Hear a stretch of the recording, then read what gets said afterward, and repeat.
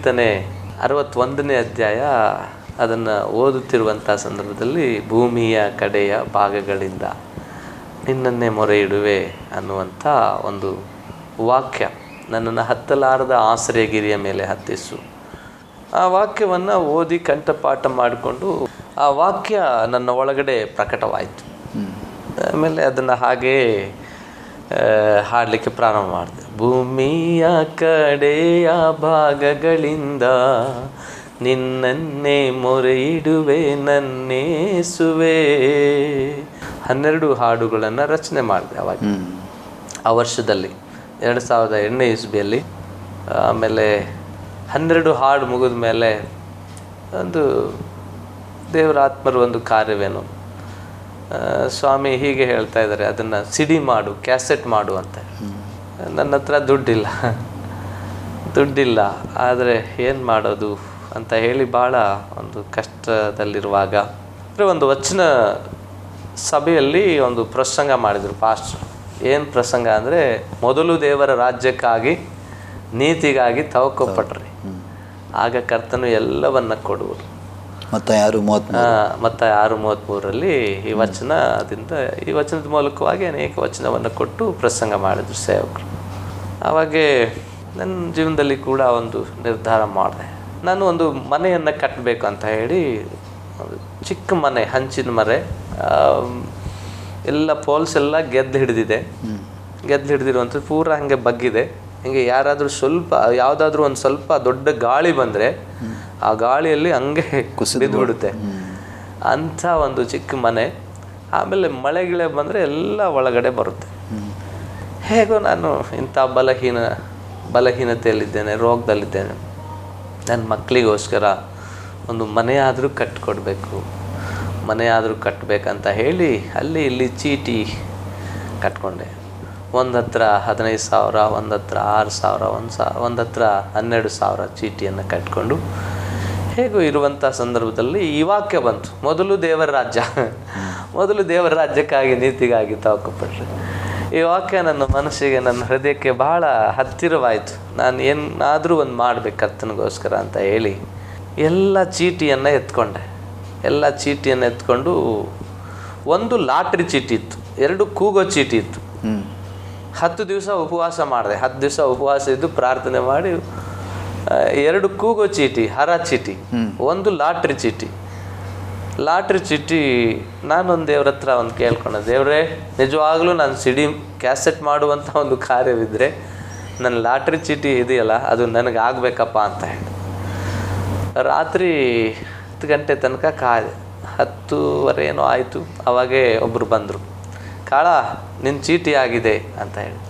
ಅವಾಗ ನಾನು ಅಂದ್ಕೊಂಡೆ, ಎಸಪ್ಪ ನನ್ನ ಚೀಟಿ ಆಗಲಿಕ್ಕೆ ಕಾರಣವೇನೆಂದರೆ ಈ ಕ್ಯಾಸೆಟ್ ಮಾಡಲಿಕ್ಕೆ ನಿನ್ನ ಕೃಪೆ ಇದೆ, ನಿನ್ನ ದಯೆ ಇದೆ ಅಂತ ಹೇಳಿ ಆವಾಗೇ ದೇವ್ರ ಸನ್ನಿಧಿಯಲ್ಲಿ ನಾನು ಉಪವಾಸ ಮಾಡಿಕೊಂಡು ಆ ಎಲ್ಲ ಹಣವನ್ನು ಜೋಡಿಸ್ಕೊಂಡು ಕ್ಯಾಸೆಟನ್ನು ಮಾಡಲಿಕ್ಕೆ ಬೆಂಗಳೂರು ಪ್ರಾಂತ್ಯಕ್ಕೆ ಬಂದೆ.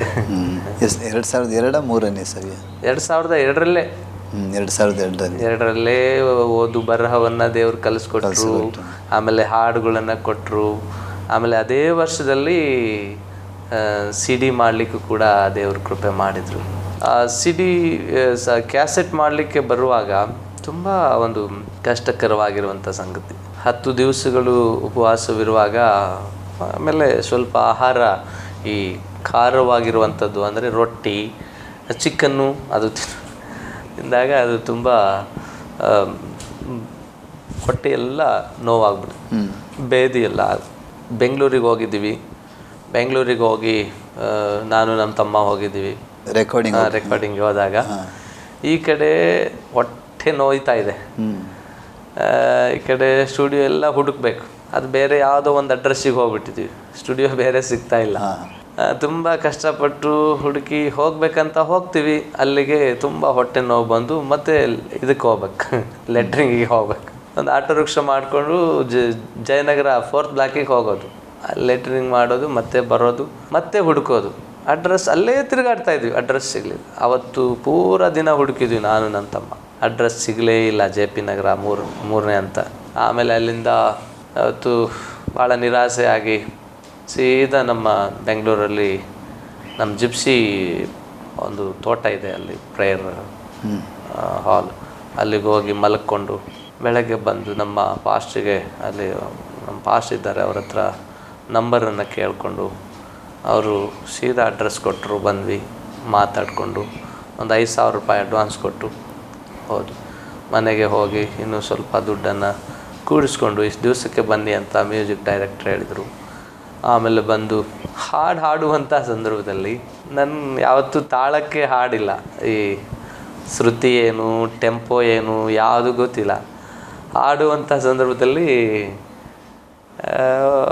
ಮ್ಯೂಸಿಕ್ ಡೈರೆಕ್ಟ್ರು ಅವರು ಕೀಬೋರ್ಡ್ ಹಿಡಿತಾ ಇದ್ದಾರೆ, ನನ್ನ ಶ್ರುತಿನೇ ಯಾವ ಕಡೆ ಹೋಗ್ತಾ ಇದೆ. ಮೊದಲನೇ ಹಾಡಿದೇ ನಾನು ಕೊಡ್ತಾ ಇದ್ದೇನೆ, ಭೂಮಿಯ ಕಡೆ. ಆ ಟೆಂಪೋ ಕೂಡಿಸ್ಲಿಕ್ಕೆ ಆಗ್ತಾಯಿಲ್ಲ. ಅವರು ಕೂಡಿಸೋದು ಮತ್ತು ಕೂಡಿಸಿ ಹೋಗಿ ಕೂಡಿಸ್ಲಿಕ್ಕೆ ಆಗ್ತಾಯಿಲ್ಲ. ಆಮೇಲೆ ಹೊರಗಡೆ ಹೋಗೋದು, ಸಿಗರೆಟ್ ಸೇದೋದು, ಮತ್ತೆ ಬರೋದು, ಮತ್ತೆ ಟೆಂಪೋ. ನೀವು ಸಿಗರೆಟ್ ಸೇರ್ತಿದ್ರಿ? ನಾನಿಲ್ಲ, ಅವರು ಡೈರೆಕ್ಟ್ರು, ಮ್ಯೂಸಿಕ್ ಡೈರೆಕ್ಟ್ರು. ಹಾಗೆ ಮತ್ತೆ ಬರೋರು ಹೀಗೆ. ಆಮೇಲೆ ಅವ್ರು ಬೈದ್ಬಿಟ್ರು ನನಗೆ, ಎಲ್ಲಿಂದ ಬಂದಿದ್ದೀರಿ, ಒಳ್ಳೆ ಎಮ್ಮೆ ಕಾಯೋ ಥರ ಇದ್ದೀರಾ ಅಂತ ಹೇಳಿದರು. ಅಂತ ಹೇಳುವಾಗ ಭಾಳ ದುಃಖ ಆಯಿತು. ಇನ್ನೇನು ನಾನೇನು ಕ್ಯಾಸೆಟ್ ಮಾಡೋಕ್ಕಾಗೋಲ್ಲೇನೋ, ದೇವ್ರೇ ನಿನ್ನ ಚಿತ್ತ ಇಲ್ಲೇನೋ ಅಂತ ಹೇಳಿ ಭಾಳ ದುಃಖಪಟ್ಟು ಸ್ವಲ್ಪ ಹೊತ್ತು ಕಣ್ಣೀರು ಸುರಿಸಿದೆ. ದೇವ್ರೇ, ನಿನ್ನ ನೋಡಿ ಬಂದಿದ್ದೀನಪ್ಪ, ನನ್ನ ಆಸೆ ಭಂಗಪಡಿಸ್ಬೇಡ ಅಂತ ಹೇಳಿ ಕಣ್ಣೀರು ಸುರಿಸಿ ಪ್ರಾರ್ಥನೆ ಮಾಡಿದೆ. ಪ್ರಾರ್ಥನೆ ಮಾಡಿದ ಮೇಲೆ ದೇವರ ಆತ್ಮನು ನನ್ನೊಳಗಡೆ ಸರಳತೆ ಮತ್ತು ಹಾಡುವಂಥ ಒಂದು ಅಭಿಷೇಕ ನನ್ನೊಳಗಡೆ ಉಂಟಾಯಿತು. ಆಮೇಲೆ ಒಂದೇ ದಿವಸದಲ್ಲಿ ಎಲ್ಲ ಹಾಡಿ ಮುಗಿಸ್ಲಿಕ್ಕೆ ದೇವ್ರ ಕೃಪೆ ಮಾಡಿದ್ರು. ಅದೇ ದಿವಸ ಒಂದು ದಿವಸ ಮ್ಯೂಸಿಕ್ ಕಂಪೋಸ್ ಆಯಿತು. 2ನೇ ದಿವಸದಲ್ಲಿ ಸಿಡಿನೇ ಮಾಸ್ಟರಿಂಗ್ ಬಂತು. ಮಾಡಿಕೊಂಡು ಅಲ್ಲಿಂದ ಮಾಸ್ಟ್ರನ್ನು ತೆಗೆದುಕೊಂಡು ಆಮೇಲೆ ಕಾಪಿ ಮಾಡಿಸಿ ಬೆಳ್ಳಾರಿಯಲ್ಲಿ ಒಂದು ಮೀಟಿಂಗ್ ಇತ್ತು, ಬ್ರದರ್ ರಾಂಬಾಬು ಅವ್ರದ್ದು. ಆ ಮೀಟಿಂಗಲ್ಲಿ ಹೋಗಿ ಅಲ್ಲಿ ರಿಲೀಸ್ ಮಾಡುವಂಥ ಒಂದು CD ರಿಲೀಸ್ ಆಯಿತು. ಕ್ಯಾಸೆಟ್ ಅಲ್ಲಿ ರಿಲೀಸ್ ಮಾಡ್ಲಿಕ್ಕೆ ನಮ್ಮ ಪಾಸ್ಟಿಗೆ ಕೇಳ್ಕೊಂಡು, ನಮ್ಮ ಪಾಸ್ಟ್ ಹೇಳಿದರು, ಕಾಳ ಕ್ಯಾಸೆಟ್ ಎಲ್ಲ ಇಲ್ಲೇ ತೆಗೆದುಕೊಂಡು ಬಾ, ಬ್ರದರ್ ರಾಂಬಾಬು ಅವ್ರ ಮೀಟಿಂಗ್ ಇದೆ, ಆ ಮೀಟಿಂಗಲ್ಲಿ ರಿಲೀಸ್ ಮಾಡಿ. ಸರಿ ಅಂತ ಹೇಳಿ ಅಲ್ಲಿ ಹೋದ್ವಿ. ಆಮೇಲೆ ತುಂಬ ದೊಡ್ಡ ಸಂಖ್ಯೆ, ಆ ಜನರ ಮಧ್ಯದಲ್ಲಿ ನಿಂತ್ಕೊಳ್ಳಿಕ್ಕೆ ನನಗೆ ಆಗ್ತಾಯಿಲ್ಲ. ಆಮೇಲೆ ಹೇಗೋ ಹೋಗಿ ನಿಂತ್ಕೊಂಡೆ. ಬ್ರದರ್ ರಾಂಬಾಬು ಅವರು ಪ್ರೇಯರ್ ಮಾಡಿ ಸಿಡಿಯನ್ನು ರಿಲೀಸ್ ಮಾಡಿದರು. ಆಮೇಲೆ ಕಾಳ ಅನ್ನೋರು ಒಂದು ಹಾಡು ಆಡ್ತಾರೆ ಅಂತ ಹೇಳಿದರು. ಆವಾಗ ಅಲ್ಲಿದ್ದು ಭಾಳ ಮ್ಯೂಸಿಕ್ ವೃಂದದವರಿದ್ದರು. ಅವರೆಲ್ಲ ಯಾವ ಸ್ಕೇಲಲ್ಲಿ ಬಾರಿಸ್ಬೇಕು ಸರ್ ಅಂತ ಕೇಳಿದರು. ಅಣ್ಣ, ನನಗೆ ಸ್ಕೇಲ್ ಬರೋದಿಲ್ಲ, ನಾನು ಹಾಡ್ತೀನಿ, ನೀವು ಹೆಂಗೆ ಬರುತ್ತೋ ಹಂಗೆ ಬಾರಿಸ್ರಿ ಅಂತ ಹೇಳಿ. ಆಮೇಲೆ ಹೀಗೆ ಹಾಡಲಿಕ್ಕೆ ಪ್ರಾರಂಭ ಮಾಡಿದೆ. ಭೂಮಿಯ ಕಡೆಯ ಅದೇ ಹಾಡನ್ನು ಹಾಡಿದೆ. ನಮ್ಮ ಪಾಸ್ಟ್ ಹೇಳಿದ್ರೆ ಅದು ಹಾಡಬೇಡ, ಮೊದಲೇ ಅಲ್ಲೇ ಡಿಸ್ಟರ್ಬ್ ಆಗ್ತಿತ್ತು ನಿನಗೆ ಅಂದರು. ಆದರೆ ನಾನು ಮತ್ತೆ ಅದೇ ಹಾಡನ್ನು ಹಾಡಿದಾಗ ತುಂಬ ಖುಷಿಪಟ್ಟರು ಜನ. ಭಾಳ ಕಣ್ಣೀರು ಬಂತು ಜನರಿಗೆ. ಎಷ್ಟು ಒಳ್ಳೆ ಹಾಡು! ಈ ವರ್ಷದಲ್ಲಿ ನಿಜವಾಗ್ಲೂ ದೇವರು ನಮಗೆ ಈ ಹಾಡು ಒಂದು ಗಿಫ್ಟಾಗಿ ನಮಗೆ ಕೊಟ್ಟಿದ್ದಾರೆ ಅಂತ ಹೇಳಿ ಭಾಳ ಜನ ಸಂತೋಷಪಟ್ಟರು. ಒಂದೇ ಒಂದು ಹಾಡಲ್ಲಿ 500 ಕ್ಯಾಸೆಟ್ ಎಲ್ಲ ಸೇಲ್ ಆಗೋದು ಅದೇ ಮೀಟಿಂಗಲ್ಲಿ. ಒಂದೇ ಮೀಟಿಂಗಲ್ಲಿ 500 ಕ್ಯಾಸೆಟ್ ಎಲ್ಲ ಸೇಲ್ ಆಯಿತು. ಭಾಳ ಸಂತೋಷವಾಯಿತು. ಆಮೇಲೆ ಹೀಗೆ ದೇವರು ಒಂದೊಂದು ದಿವಸನೂ ಉಪಯೋಗ. ನೀವು ಈಗ ಸಭಾ ಸೇವೆ ಪ್ರಾರಂಭ ಮಾಡಿದ್ರಲ್ಲ, ಸಭಾ ಸೇವೆ ಪ್ರಾರಂಭ ಮಾಡಿದ ಮುಂಚೆ ಎಲ್ಲಾದರೂ ಬೈಬಲ್ ಸ್ಕೂಲ್ಗೆ ಹೋಗಿದ್ದೀರಾ? ನನಗೆ ಸಭಾ ಸೇವೆ ಅನ್ನೋದು ನನ್ನ ಮನಸ್ಸಿನಲ್ಲಿ ಇಲ್ಲ. ಏನೋ ಒಂದು ಸೇವೆ ಅನ್ನೋದೇ ನನಗೆ ಇಲ್ಲ. ಅದು ಯಾವತ್ತೂ ನನ್ನ ಹೃದಯದಲ್ಲಿ ಬಂದೇ ಇಲ್ಲ. ಆದರೆ ಏನೋ ಒಂದು ಸಭೆಯಲ್ಲಿ ಏನೋ ಒಂದು ಚಿಕ್ಕ ಸೇವೆ ಮಾಡ್ಕೊಂಡಿರಬೇಕು ಅಂತ ಅಂದ್ಕೊಂಡೆ. ಆಮೇಲೆ ಒಂದು ದಿವಸ ದೇವ್ರ ಹತ್ರ ನಾನು ಪ್ರೇಯರ್ ಮಾಡಿದೆ.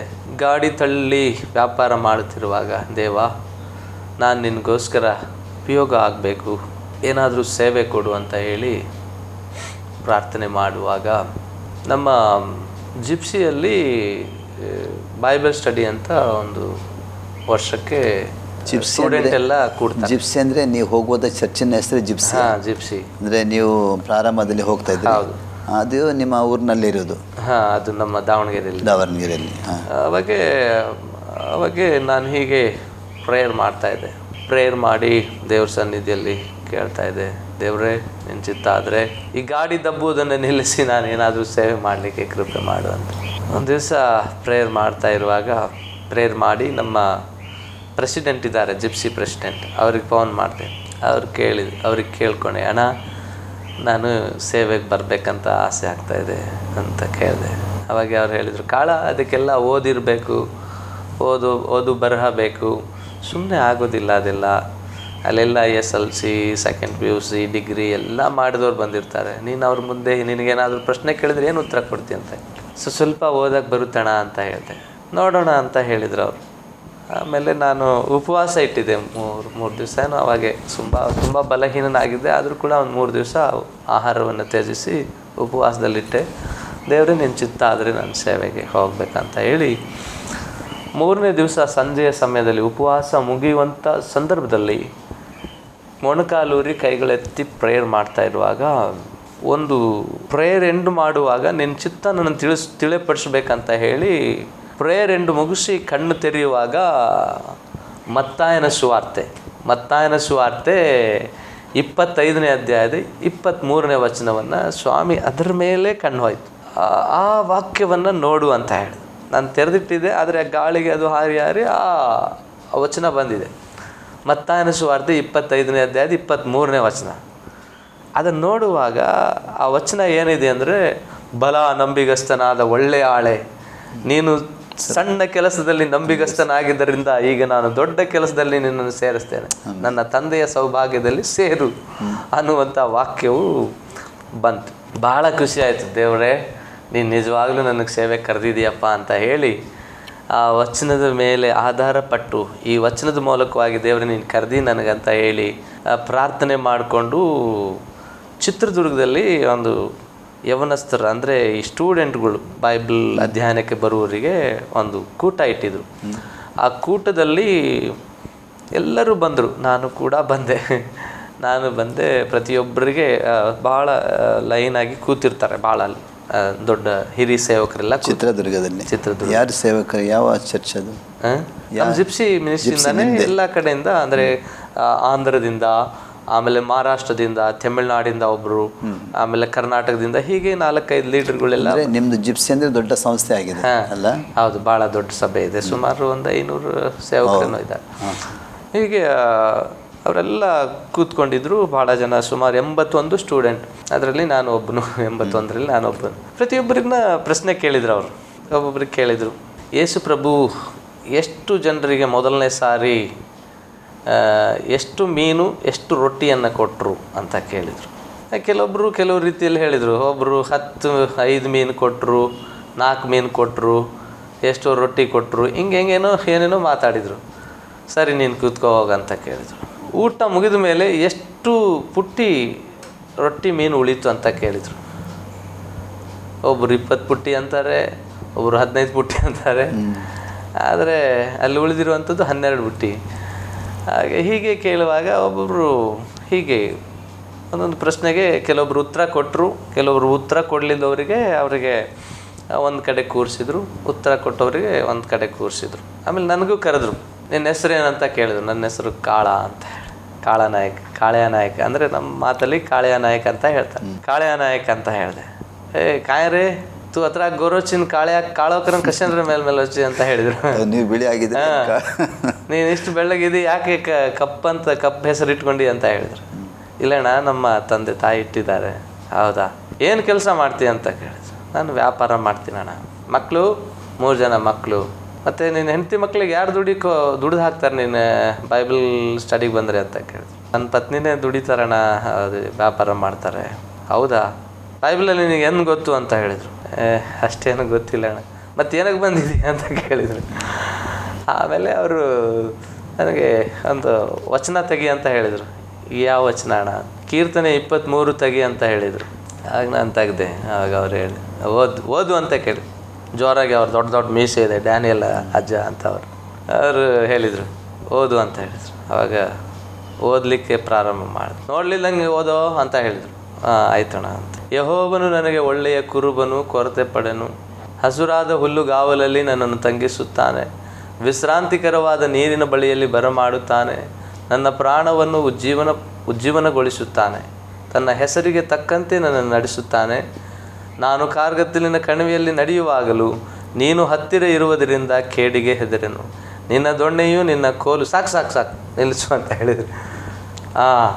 ನೀನು ಈ ಕಡೆ ನೀನು ಆರಿಸಲ್ಪಟ್ಟಿದ್ದಿ, ಈ ಗುಂಪಲ್ಲಿ ಹೋಗಿ ಕೂತ್ಕೋ. ಸರಿ ದೇವರೇ ಸ್ತೋತ್ರಪ್ಪ, ಸಂತೋಷ ಆಯಿತು, ಭಾಳ ಸಂತೋಷ ಆಯಿತು. ಹೀಗೆ ದೇವ್ರ ಕೃಪೆಯಿಂದ ಆರಿಸಲ್ಪಟ್ಟೆ, ಕರೆಯಲ್ಪಟ್ಟವನಾಗಿದ್ದೆ, ಆರಿಸಲ್ಪಟ್ಟೆ. ಹೀಗೆ ಬೈಬಲ್ ಸ್ಟಡಿಗೆ ಹೋದೆ. ಎಷ್ಟು ಸಮಯದ ಅದು? ಎಷ್ಟು ಸಮಯದ ಸತ್ಯವೇದ ಅಧ್ಯಯನ? ಅದು 1 ವರ್ಷ ಇರುತ್ತೆ. ಅಂದರೆ 6 ತಿಂಗಳು. ಅದು ಹಂಗು ಹಿಂಗು ಸೇರಿ 1 ವರ್ಷ ಮುಗಿಸ್ತಾರೆ. 6 ತಿಂಗಳು ಅದು ಬೈಬಲ್ ಸ್ಟಡಿ, ರಜಾ ಅಂತೆ ಅದು ಎಲ್ಲ ಸೇರಿಸಿ ಒಂದು ವರ್ಷ ಆಗಿರುತ್ತೆ. ಹೀಗೆ ಹೆಂಡತಿ ಮಕ್ಕಳನ್ನು ಬಿಟ್ಟು, ದುಡಿಯೋರು ಯಾರೂ ಇಲ್ಲ, ಹೆಂಡತಿ ಮಕ್ಕಳನ್ನು ಬಿಟ್ಟು ಬಂದೆ. ದೇವರ ವಾಕ್ಯವನ್ನು ಕಲೀಲಿಕ್ಕೆ ಬಂದೆ. ನನ್ನ ಹೆಂಡತಿ ತೆಂಗಿನಕಾಯಿ 100 ತೆಂಗಿನಕಾಯಿ ಪುಟ್ಟಿಯಲ್ಲಿ ಹೊತ್ಕೊಂಡು ಮನೆಗೆ ಹೋಗಿ ವ್ಯಾಪಾರ ಮಾಡಿ ಅವ್ರ ಮಕ್ಕಳನ್ನು ಸಾಕಿದ್ರು. ಹೀಗೆ ನಾನು ಬೈಬಲ್ ಅಧ್ಯಯನ ಮಾಡಿಕೊಂಡು ಹೋದ್ಮೇಲೆ ಹೀಗೆ ನಮ್ಮ ಸಮಸ್ತದಲ್ಲಿ ಕೂಡ ಸ್ವಲ್ಪ ಏನೋ ಒಂದಿದು ಆಯಿತು. ಅಲ್ಲಿ ಸೇವೆಗೂ ಕೂಡ ಕಳಿಸುವಂಥ ಒಂದು ಸಮಯ ಸಿಗಲಿಲ್ಲ. 1 ವರ್ಷ ಹೀಗೆ ವ್ಯಾಪಾರವನ್ನು ಬಿಟ್ಬಿಟ್ಟೆ. ಬೈಬಲ್ ಅಧ್ಯಯನ ಮುಗಿಸಿ ಬಂದ್ರಿ ನೀವು? ಬಂದು ನಿಮ್ಮ ಸ್ವಲ್ಪ ಸಮಸ್ತ ನಮ್ಮ ಜಿಪ್ಸಿ ಸಮಸ್ತದಲ್ಲಿ ಏನೋ ಒಂದು ಒಡಕುಂಟಾಗಿ ಸ್ವಲ್ಪ ಇದು ಆಯಿತು. ಆಮೇಲೆ ಸೇವೆಗೂ ನಮ್ಗೆ ಕಳಿಸ್ಲಿಕ್ಕೆ ಮಾರ್ಗ ಆಗಲಿಲ್ಲ. ಆಮೇಲೆ ಏನು ಮಾಡೋದು ದೇವ್ರೇ, ಸೇವೆಗಂತಾನೆ ನೀವು ಕರೆದಿದ್ದೀರಾ ಅಂತ ಹೇಳಿ ಯಾರ ಹತ್ರ ಒಂದು 5,000 ರೂಪಾಯಿ ಸಾಲ ಇಸ್ಕೊಂಡು ಮುದ್ದೆ ಬ್ಯಾಳಿಗೆ ಸೇವೆಗೆ ಹೋದೆ. ನೀವಾಗಿ ಹೋದ್ರಿ? ನಾನೇ ಹೋಗಿ. ಯಾರು ಯಾವ ಸೇವೆ ಇಲ್ಲದಂತ ಒಂದು ಸ್ಥಳಕ್ಕೆ ಹೋಗ್ಬೇಕಂತ. ನಿಮಗೆ ಹೇಗೆ ಹೋಗ್ಬೇಕಂತಾಯ್ತು? ಅಂದರೆ ನನ್ನ ಸೇವೆಗೆ ಕರೆದಿದ್ದೆ ಅವರೇ, ನಾನು ಹೋಗಲೇಬೇಕು ಸೇವೆಗೆ ಅಂತ ಹೇಳಿ ನಾನೇ ದೇವ್ರ ಹತ್ರ ಪ್ರೇಯರ್ ಮಾಡಿಕೊಂಡು, ಸಮಸ್ತದವ್ರು ಕಳಿಸ್ತಾ ಇಲ್ಲ, ಅದಕ್ಕೆ ನಾನೇ ಹೊರಟೋದೆ. ಯಾರೋ ಹತ್ರ ಒಂದು 5,000 ರೂಪಾಯಿ ಸಾಲ ಇಸ್ಕೊಂಡು. ಅಂದರೆ ನಿಮಗೆ ಈಗ ಬೈಬಲ್ ಸ್ಟಡಿ, ನೀವು ಸತ್ಯವೇದ ಅಧ್ಯಯನ ನೀವು 1 ವರ್ಷ ಮಾಡಿದ್ರಿ. ನಿಮಗೆ ಅಲ್ಲಿ ಕಲಿಯುವಂಥ ಸಮಯದಲ್ಲಿ ಏನಾದರೂ ಪ್ರವಾದನೆ, ನಿಮಗೆ ಯಾವುದಾದ್ರೂ ಪ್ರವಾದನೆ ಇತ್ತಾ ಸೇವೆಗೆ ವಿಷಯದಲ್ಲಿ, ಸಭಾಪಾಲಕನ ಸೇವೆ ವಿಷಯದಲ್ಲಿ, ಅಥವಾ ದೇವರು ನಿಮ್ಮ ಹತ್ರ ಏನಾದರೂ ದರ್ಶನದ ಮೂಲಕ ವಾಕ್ಯದ ಮೂಲಕ ಮಾತಾಡಿದ ಸಭಾ ಸೇವೆ ವಿಷಯದಲ್ಲಿ ಏನಾದರೂ? ಹೌದು. ಅಂದರೆ ನನಗೆ ಏನು ದೇವ್ರು ಮಾತಾಡಿದಂದರೆ ಸೇವೆ ಇಲ್ಲದ ಕಡೆಗೆ ಹೋಗಿ ಸೇವೆ ಮಾಡಬೇಕು ಅಂತ. ಅಂದರೆ ನಿಮ್ಮ ಹತ್ರ ಡೈರೆಕ್ಟಾಗಿ ಮಾತಾಡಿದ ದೇವರಲ್ಲ, ನಿಮಗೆ ಸೇವಕರ ಮೂಲಕ ಮಾತಾಡಿದ್ರೆ? ಸೇವಕರ ಮೂಲಕವಾಗಿ ಎಲ್ಲಾದರೂ ಅವರು ಸೇವಕರು ಮಾತಾಡಿದರು. ಆಮೇಲೆ ನನ್ನ ಮನಸ್ಸಲ್ಲಿ ಕೂಡ ಹಾಗೆ ಇತ್ತು. ಹೋಗಿ ಮುದ್ದೇಬಿಹಾಳಲ್ಲಿ ಸೇವೆಯನ್ನು ಪ್ರಾರಂಭ ಮಾಡಿದೆ. 2 ವರ್ಷ ಸೇವೆಯನ್ನು ಪ್ರಾರಂಭ ಮಾಡಿದೆ. ಅಲ್ಲಿ ತುಂಬ ಇಕ್ಕಟ್ಟಾದ ಪರಿಸ್ಥಿತಿ, RSS ಭಜನೆಗಳ ಇವೆಲ್ಲ ಇದಾಯಿತು. ಆಮೇಲೆ ಈ ಸಿಡಿಗಳೆಲ್ಲ, ಕ್ಯಾಸೆಟ್ ಸೇವೆ ಎಲ್ಲ ಇದು ಆದಮೇಲೆ ಭಾಳ ಆ ಕಡೆ ಈ ಕಡೆ ಎಲ್ಲ ಸೇವೆಗೆ ಹೋಗುವಂಥ ಒಂದು ಸಮಯ ದೇವರು ಒದಗಿಸಿಕೊಟ್ರು. ಅಂದರೆ ನಿಮ್ಮ ಹಾಡುಗಳ ಮೂಲಕ ಕೂಡ ನಿಮ್ಮದು ಪರಿಚಯ ಜನರಿಗೆ ಸಿಕ್ಕಿತು? ಜನರಿಗೆ ಭಾಳ ಪರಿಚಯ ಸಿಗ್ತಾ ಬಂತು. ಹೌದು. ಅದು ಒಂದು ಸಣ್ಣ ಗ್ರಾಮ, ಅಲ್ಲಿ ಬಸ್ಸಿಂದು ಭಾಳ ಕಷ್ಟ ಇತ್ತು. ಬಸ್ ಎಲ್ಲ ಸಿಗೋದಿಲ್ಲ. 7 ಗಂಟೆ ಆಯ್ತಂದರೆ ನಮಗೆ ಆ ಕಡೆ ಹೋಗ್ಲಿಕ್ಕೆ ಬಸ್ ಸಿಗೋದಿಲ್ಲ. ಬೆಳಗ್ಗೆ ಮತ್ತೆ ನಾವು 6 ಗಂಟೆ ಮಟ್ಟ ಕಾಯಬೇಕು. ಹುನಗುಂದ ಅಂತ ಬರುತ್ತೆ ಅಲ್ಲ, ಹುನಗುಂದದಲ್ಲಿ ಬಂದು 6 ಗಂಟೆಗೆ ಏನಾದರೂ ಬಂದು ನಾವು ಸೇವೆ ಮಾಡ್ಕೊಂಡು ಅಲ್ಲಿ ಕೂತ್ಕೊಂಡ್ರೆ ಅಲ್ಲಿಂದ ಬಸ್ಸೇ ಇಲ್ಲ. ಬೆಳಗ್ಗೆ 5 ಗಂಟೆಗೆ ಬಸ್ ಸ್ಟಾರ್ಟ್ ಆಗುತ್ತೆ, ಅಲ್ಲಿ ಮಟ್ಟ ಕೂತ್ಕೋಬೇಕು. ಹೀಗೆ ಸುಮಾರು ದಿವಸಗಳು ಭಾಳ ಕಷ್ಟಪಟ್ಟೆ. ಬಸ್ಸೇ ಈಗ ನೀವು ಸತ್ಯವೇದ ಅಧ್ಯಯನಕ್ಕೆ ಹೋದಿರಿ. ನಿಮ್ಮ 3 ಜನ ಮಕ್ಕಳು, ನಿಮ್ಮ ಪತ್ನಿ ವ್ಯಾಪಾರ ಮಾಡ್ತಿದ್ರು. ಅವರಿಗೇನು ಕಷ್ಟ ಆಗಲಿಲ್ಲ ಫಸ್ಟ್ ನೀವಿಲ್ಲದ ಸಮಯದಲ್ಲಿ? ತುಂಬ ಕಷ್ಟ ಆಯಿತು. ಅವರು 3 ಜನ ಮಕ್ಕಳನ್ನು ನೋಡ್ಕೋಬೇಕು. ಎಷ್ಟನೇ ವಯಸ್ಸಿನ ಮಕ್ಕಳು? ಅವಾಗೆ ಒಂದು ಮಗಳು 5 ವರ್ಷ, ಮತ್ತು ಇನ್ನೊಂದು ಮಗ 7 ವರ್ಷ, ಇನ್ನೊಂದು ಮಗಳು 9 ವರ್ಷದವಳು. ಹೀಗಿರುವಾಗ ಅವ್ರಿಗೆ ಸ್ಕೂಲಿಗೆಲ್ಲ ಕಳಿಸ್ಲಿಕ್ಕೂ ವ್ಯಾಪಾರ ಮಾಡಿ ಅದರಿಂದ ಸ್ವಲ್ಪ ಬಂದಂಥ ಹಣದಲ್ಲೇ ಅವ್ರು ಹೇಗೋ ಸಾಕ್ಕೊಂಡ್ರು. ನೀವು ಹೋಗಿ ಅಂತ ಹೇಳಿ ಅವರು ನನಗೆ ಭಾಳ ಪ್ರೋತ್ಸಾಹ ಮಾಡಿದ್ರು ಧೈರ್ಯವಾಗಿ. ನೀವು ನಂಬುವಾಗ ಅವರು ಕೂಡ ನಂಬಿದ್ರ ಭಾಷೆ? ಹೌದು ಸ್ವಾಮಿಯನ್ನು. ನೀವು ಒಂದೇ 1 ವಾರ ಬರಲಿಲ್ಲ ಅವರು. ಅಂದರೆ ಏನೋ ಯಾರೋ ಅವರ ಮಾವ ಅವ್ರ ಹತ್ರ ಒಂದು 1,000 ರೂಪಾಯಿ ಸಾಲ ಬೇಕಾಗಿತ್ತು, ತೆಗೆದುಕೊಂಡು ಬರಲಿಕ್ಕೆ ಹೋಗಿದ್ರು. ಒಂದು ವಾರ ಬಿಟ್ಟಿದ್ದಷ್ಟೇ ನಾನು ಯಾವಾಗ ಚರ್ಚಿಗೆ ಹೋದ್ನೋ ನೆಕ್ಸ್ಟ್ ವಾರದಿಂದ ನನ್ನೊಟ್ಟಿಗೆ ಸೇವೆಗೆ ಚರ್ಚಿಗೆ ಬಂದರು. ಆಮೇಲೆ ಹೀಗೆ ಸೇವೆಯಲ್ಲಿ ತುಂಬ ಪ್ರೋತ್ಸಾಹವಾಗಿ ಮತ್ತು ಬೈಬಲ್ ಕಾಲೇಜಿಗೆ ಹೋಗಲಿಕ್ಕೂ ಬೈಬಲ್ ಕಲೀಲಿಕ್ಕೂ ನನಗೆ ಭಾಳ ಪ್ರೋತ್ಸಾಹ ಕೊಟ್ಟರು. ನೀವು ಹೋಗಿ ನೀವು ಕಲ್ತ್ಕೊಂಬನ್ನಿ, ದೇವರು ನಮಗೆ ಸೇವೆಗೆ. ನಿಮಗೆ ಬೈಬಲ್ ಕಾಲೇಜ್ ಮಾಡುವಾಗ, ಸತ್ಯವೇದ ಅಧ್ಯಯನ ಮಾಡುವಾಗ ನಿಮಗೆ ಹಣಕಾಸಿನ ವ್ಯವಸ್ಥೆಯಲ್ಲಿ ಯಾರು ನೋಡ್ತಿದ್ರು? ಇದು ಸಭೆ ನೋಡ್ತಿದ್ದ? ಇಲ್ಲ. ಮತ್ತು ನಿಮ್ಮ ಅವಶ್ಯಕತೆ ಎಲ್ಲ ಹೇಗೆ? ಇದು ಏನೂ ಇಲ್ಲ. ಅದೇ ಒಂದು ಅವಾಗ ಅಷ್ಟು ಖರ್ಚುವಿಲ್ಲ, ಅಂದರೆ ಅಲ್ಲೇ ಎಲ್ಲ ಆಹಾರ ಕೊಡ್ತಿದ್ರು. ಆಮೇಲೆ ಸೋಪು ಅದು ಇದು ತಗೊತ್ಕೊಂಡು ಬಂದಿದ್ವಿ. ಆಮೇಲೆ ನಮ್ಮ ಪಾಸ್ಟ್ರು ಒಂದು ಸಲ ಬಂದಾಗ ಒಂದು 50 ರೂಪಾಯಿನೋ ಕೊಟ್ಟಿದ್ರು. ಹೀಗೆ ನಮ್ಮ ಮಿಸ್ಸಸ್ಸು ಆವಾಗ ಒಂದು 50 ರೂಪಾಯಿ ಮನಿ ಆರ್ಡ್ರು ಕಳಿಸ್ತಿದ್ರು, ಏನೋ ಕಳಿಸ್ತಿದ್ರು. ಆಮೇಲೆ ಅವಾಗ 2 CD 2 ಕ್ಯಾಸೆಟನ್ನು ನಾವು ಮಾಡಿದ್ವಿ ಹೋಗೋದಕ್ಕಿಂತ ಮುಂಚೆ. ಅವಾಗ ನಮ್ಮ ತಮ್ಮವರು ಸ್ವಲ್ಪ ನನಗೆ ಮನಿ ಆರ್ಡ್ರ್ ಮಾಡ್ತಿದ್ರು. ಅದರಲ್ಲಿ ಸಿಡಿಯಲ್ಲಿ ಏನಾದರೂ ಬಂದ ಅಂತ ನಿಮಗೆ ಕಳಿಸ್ಕೊಡ್ತಿದ್ರು? ಹೌದು, ಅವ್ರು ನಮ್ಮ ತಮ್ಮವರೇ ಅದನ್ನೆಲ್ಲ ನೋಡ್ಕೊಳ್ತಿದ್ರು, ಅವರು ಕಳಿಸ್ಕೊಡ್ತಿದ್ರು. ನಿಮ್ಮ ತಮ್ಮ ಈಗ ಅವರು ಕೂಡ ಸೇವೆಯಲ್ಲಿದ್ದಾರೆ? ಹೌದು, ನನ್ನ ಜೊತೆಯಲ್ಲೇ ಸೇವೆಗಿದ್ರು ಬೆಂಗಳೂರಲ್ಲಿ.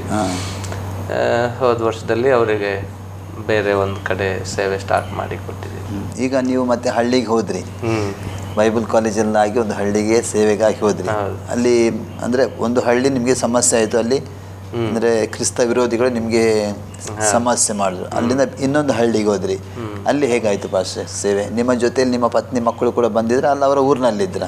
ಅಲ್ಲೇ ಇದ್ರಿ, ಊರಿನಲ್ಲೇ. ಅಲ್ಲೇ ಮುದ್ದೇಬಿಹಾಳಲ್ಲೇ ಸೇವೆ ಮಾಡಿದ್ವಿ. ಸೇವೆ ಮಾಡ್ತಾ ಮಾಡ್ತಾ ಅಲ್ಲಿ ತುಂಬ ನಮಗೆ ಭಾಳ ಕಿರಿಕ್ ಮಾಡ್ಲಿಕ್ಕೆ ಪ್ರಾರಂಭ ಮಾಡಿದರು ಈ ನಮ್ಮ ಸೇವಾಲಾಲ್ ಸಂಘದವರು, ಕ್ರಿಸ್ತ ವಿರೋಧಿಗಳು. ಕ್ರಿಸ್ತ ವಿರೋಧಿಗಳು. ಹೀಗೆ ಕ್ರಿಸ್ತ ವಿರೋಧಿಗಳು ಬಹಳ ವಿರೋಧ ಮಾಡುವಾಗ ಆದರೂ ಕೂಡ ದೇವ್ರ ಸನ್ನಿಧಿಯಲ್ಲಿ ವಾರ್ತೆಯನ್ನು ಸಾರಿದ್ವಿ. ನಿರೀಕ್ಷೆ ಪುಸ್ತಕ ಎಲ್ಲ ಸ್ಕೂಲಿಗೆಲ್ಲ ಕೊಟ್ವಿ, ದೊಡ್ಡ ಬಾಕ್ಸ್ ಎಲ್ಲ ಒಯ್ದು ಎಲ್ಲ ಸ್ಕೂಲು ಕಾಲೇಜೆಲ್ಲ ಕೊಟ್ವಿ. ಅಂದರೆ ಹಳ್ಳಿಗೆಲ್ಲ ನೀವು ಸುವಾರ್ತೆ ಸಾರ್ಲಿಕ್ಕೆ ಹೋಗ್ತಿದ್ರ? ಹಳ್ಳಿಗೆಲ್ಲ ಮನೆಗಳಿಗೆ. ಹೌದು, ಮನೆಗೆಲ್ಲ, ಕಾಲೇಜ್ಗಳಿಗೆಲ್ಲ, ಸ್ಕೂಲ್ಗಳಿಗೆಲ್ಲ ಕರಪತ್ರಿಕೆ ಕೊಟ್ವಿ. ಕೊಟ್ಟಾಗ ಇವರೆಲ್ಲ ಕ್ರೈಸ್ತ ಮತದಲ್ಲಿ ಸೇರಿಸ್ಕೊತಾ ಇದ್ದಾರಂತ ಹೇಳಿ ಭಾಳ ಗಲಾಟೆ ಆಯಿತು. ಒಂದು ದಿವಸ ಹೀಗೆ ಭಾಳ ವಿರೋಧ ಆಗಿ ಕ್ರೈಸ್ತರಿಗೆ ಮನೆ ಕೊಡಬಾರ್ದು ಅಂತ ಹೇಳಿ ಅಲ್ಲಿ ರ್ಯಾಲಿ ನಡೆಸಿದ್ರು ಮುದ್ದೇಬಿಹಾಳಲ್ಲಿ. ಆ ಕರಪತ್ರಿಕೆ ಎಲ್ಲ ತೆಗೆದು ಸ್ಕೂಲ್ಗಳ ಮುಂದೆ, ಕಾಲೇಜ್ಗಳ ಮುಂದೆ, ರೋಡ್ ಮೇಲೆಲ್ಲ ಸುಟ್ಟಾಕಿದ್ರು. ಸುಟ್ಟಾಕ್ಬಿಟ್ಟು 3 ದಿವಸ ರ್ಯಾಲಿ ನಡೆಸಿದ್ರು. ರ್ಯಾಲಿ ನಡೆಸಿದ ಮೇಲೆ ರ್ಯಾಲಿ ನಡೆಸ್ತಾ ಇರುವಾಗ ಅವ್ರು ಏನು ಮಾಡಿದರು, ಮತ್ತೆ ಇವ್ರಿಗೆ ಮನೆಯೇ ಕೊಡಬಾರ್ದು ಅಂತ ಹೇಳಿ. ನಿಮ್ಮ ಜೊತೆಯಲ್ಲಿ ಬೇರೆ ಯಾವ್ದು ಸೇವಕರಿದ್ರ? ನಮ್ಮ ತಮ್ಮರಿದ್ರು ಅವಾಗೆ. ನೀವು ಮತ್ತೆ ನಿಮ್ಮ ತಮ್ಮನೇ ಬಂದ್ಬಿಟ್ರು ಅವರು. ಅಂದರೆ ಸ್ಟಾರ್ಟಿಂಗ್ ಬರಲಿಲ್ಲ, ನಾನು ಹೋಗಿ 1 ವರ್ಷ ಸೇವೆ ಮಾಡಿದ್ಮೇಲೆ ನಮ್ಮ ತಮ್ಮ ಬಂದ. ನೀವು ಒಬ್ಬರೇ ಹೋದದ ಸೇವೆಗೆ? ಎಲ್ಲ ನಾನು ಒಬ್ಬನೇ, ಮತ್ತೆ ನಮ್ಮ ಕುಟುಂಬ, ನಿಮ್ಮ ಕುಟುಂಬದ ಜೊತೆ ಹೋದ? ಕುಟುಂಬ, ಮಕ್ಕಳು, ನಾವೆಲ್ಲ ಸೇರಿ ಸೇವೆಗೆ ಮುದ್ದೇಬಿಹಾಳಕ್ಕೆ ಸೇವೆಗೆ ಹೋದ್ವಿ. ಅಲ್ಲಿ ಹೀಗೆ ವಿರೋಧವಾಯಿತು. ಆಮೇಲೆ ಅವರು ಹೇಳ್ತಾ ಇದ್ದಾರೆ RS ಇವರಿಗೆ ಮನೆ ಕೊಡಬಾರ್ದು, ಪ್ರೇಯರು ನಡಿಬಾರ್ದಿಲ್ಲ, ಇಲ್ಲಿ ಪ್ರೇಯರು ನಡೆಸಬಾರ್ದು ಅಂತ ಹೇಳಿ ತುಂಬ ಕಿರಿಕ್ ಕೊಟ್ಟರು. ಆಮೇಲೆ ಕಂಪ್ಲೇಂಟ್ ಕೊಡೋಕೆ ಹೋದರೆ ಅಲ್ಲಿ ಪೊಲೀಸ್ನವ್ರು ಕಂಪ್ಲೇಂಟ್ ತಗೋತ್ಕೊಂಡು, ನಿಮ್ಮ ಕಂಪ್ಲೇಂಟ್ ಸಾರ್ ಈ ಥರ ಬಂದು ನಮಗೆ ಕಿರಿಕ್ ಮಾಡ್ತಾ ಇದ್ದಾರೆ, ನೀವು ಇಲ್ಲಿ ಯಾಕೆ ಬಂದಿರಿ ಸೇವೆಗೆ, ಹೋಗ್ರಿ ಬೇರೆ ಎಲ್ಲಾದರೂ, ಇಲ್ಲಿ ಯಾಕೆ ಬಂದಿರಿ, ಅವ್ರು ಹೊಡಿತಾರೆ, ಹೊಡ್ಸ್ಕೊಳ್ಳಿ ಅಂತ ಹೇಳಿದರು ಪೊಲೀಸರೆಲ್ಲ. ಆಮೇಲೆ ಏನು ಮಾಡೋದು, ಅವರು ಹೇಳ್ತಾ ಇದ್ದಾರೆ ನಾಳೆ ಭಾನುವಾರ ನೀವು ಚರ್ಚ್ ನಡ್ಸಂಗಿಲ್ಲ, ಪ್ರೇಯರ್ ನಡ್ಸಂಗಿಲ್ಲ, ಇಲ್ಲಿ ವಾಕ್ಯ ಏನು ಹೇಳಂಗಿಲ್ಲ ಅಂತ ಹೇಳಿದ್ರು. ಸರಿ ಅಂತ ಹೇಳಿ ಕಂಪ್ಲೇಂಟು ತೆಗೆದುಕೊಳ್ಳಲಿಲ್ಲ ಪೊಲೀಸರು. ಆಮೇಲೆ ಪ್ರೇಯರ್ ನಡೆಸಬಾರ್ದು ಅಂತ ಹೇಳ್ತಾ ಇದ್ದಾರೆ, ಏನು ಮಾಡೋದು ದೇವ್ರೆ ಅಂತ ಹೇಳಿ ಆದರೂ ಕೂಡ ರಾತ್ರಿ ಎಲ್ಲ ಪ್ರೇಯರ್ ಮಾಡಿದ್ವಿ. ಪ್ರೇಯರ್ ಮಾಡಿಬಿಟ್ಟು ಆ ರಾತ್ರಿಯ ಜಾವದಲ್ಲಿ ರಾತ್ರಿ ಎಲ್ಲ ಪ್ರೇಯರ್ ಮಾಡಿದ್ವಿ. ಪ್ರೇಯರ್ ಮಾಡಿಬಿಟ್ಟು ಆರಾಧನೆ ನಡೆಸಲೇಬೇಕು, ಅದು ಏನು ಮಾಡ್ತಾರೋ ನೋಡೋಣ, ನಮ್ಮ ದೇವರು ದೊಡ್ಡವರು, ನಮ್ಮ ಪಕ್ಷದಲ್ಲಿರುವಂಥ ಏಸಯ್ಯ ದೊಡ್ಡವರಾಗಿದ್ದಾರಂತ ಹೇಳಿ ರೋಮ 8:33 ಹೇಳುತ್ತಲ್ಲ, ದೇವರು ನಮ್ಮ ಪಕ್ಷದಲ್ಲಿ, ದೇವರು ನಮ್ಮ ಕೂಡ ಇದ್ದಾರೆ, ನಮ್ಮನ್ನು ಎದುರಿಸಲು ಯಾರು ಅನ್ನುವಂಥ ಆ ವಾಕ್ಯದ ಮೇಲೆ ನಂಬಿಕೆ ಇಟ್ಟು ಪ್ರೇಯರ್ ಮಾಡಿದ್ವಿ. ಅದಕ್ಕೂ ಆ ಸಂಜೆ ಸಮಯದಲ್ಲಿ ಪ್ರೇಯರ್ ಮಾಡೋದಕ್ಕಿಂತ ಪ್ರೇಯರ್ ಮಾಡಿದ್ವಿ. ಆಮೇಲೆ ಸಾಂಗ್ಲಿಯಾನ ಅನ್ನುವಂಥ ಸೇವಕರು, ಅವರಿಗೆ ಫೋನ್ ಮಾಡಿದ್ವಿ. ಸರ್ ಈ ಥರ ನಮಗೆ ಬಹಳ ಕಿರಿಕ್ ಕೊಡ್ತಾ ಇದ್ದಾರೆ, ಸೇವೆ ಮಾಡಲಿಕ್ಕೆ ಕೊಡ್ತಾ ಇಲ್ಲ, ಆಮೇಲೆ ನಾಳೆ ಭಾನುವಾರ ಪ್ರೇಯರ್ ನಡೆಸಬಾರ್ದು ಅಂತ ಹೇಳ್ತಾ ಇದ್ದಾರೆ ಅಂತ ಹೇಳಿದಾಗ, ಎಲ್ಲಿ ಮುದ್ದೆಬಿಹಾಳ್, ಅಲ್ಲಿ ಪೊಲೀಸ್ ಸ್ಟೇಷನಿಂದ ಏನಾದರೂ ನಂಬರ್ ಇದೆಯಾ ಅಂತೆ. ಹಾಂ ಇದೆ ಅಂತೆ. ಆಮೇಲೆ ನಾನು ಮಾತಾಡ್ತೀನಿ ತಗೋ ಅಂತ. ಪ್ರೇಯರ್ ನಡೆಸಬೇಡ ಅನ್ನೋಕ್ಕೆ ಅವ್ರು ಯಾರು ರೀ, ನಾನು ಮಾತಾಡ್ತೀನಿ ಅಂತ ಹೇಳಿ ಸರಿ ಅವ್ರಿಗೊಂದು ಮಾತು ತಿಳಿಸಿದ್ವಿ. ರಾತ್ರಿ ಎಲ್ಲ ಪ್ರೇಯರ್ ಮಾಡಿದ್ವಿ, ದೇವ್ರೇ ನೀನೇ ಕಾರ್ಯ ಮಾಡಬೇಕು. ಬೆಳಗ್ಗೆ ಎದ್ದು ಭಾಳ ವಿಶ್ವಾಸಿ ಬಂದರು, ಸುಮಾರು ಒಂದು 50-60 ಜನ ವಿಶ್ವಾಸಿ ಬರ್ತಾಯಿದ್ರು.